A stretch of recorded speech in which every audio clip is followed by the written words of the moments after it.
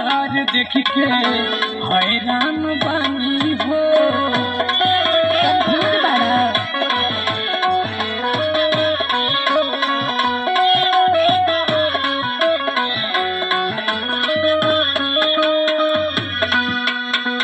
लागता चढ़ावल देह पे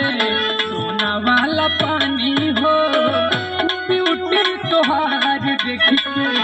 हैरान बानी हो। सुना कौना बरांडी के किसमिस छोहाड़ा हालू मगर से लियाई के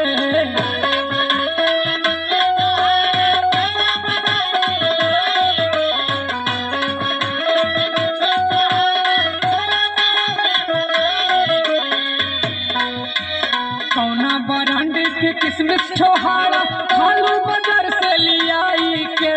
मारा तारू जन सबको ये भौजी राज बता दा गोराई के।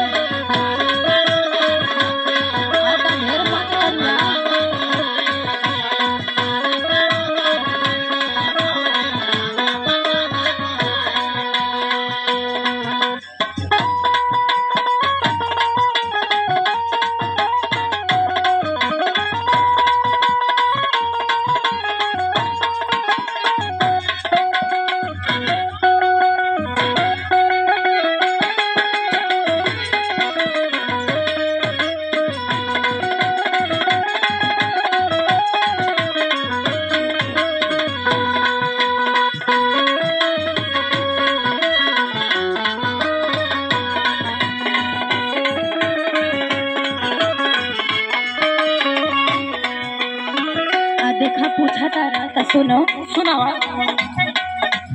कारिले बयाम चाम राहे से नारम हो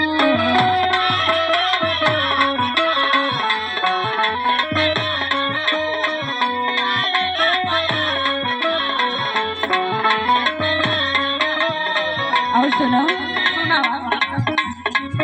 1 लीटर दूध पीला काके रोज गरम हो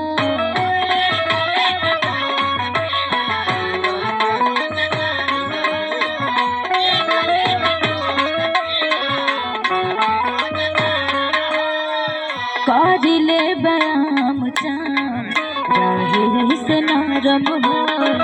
1 लीटर दूध पीला काके रोज गरम हो। आ सुनाओ सुनावा मार्केट के चीज आय कहूँ न खाली यही से होला नहानी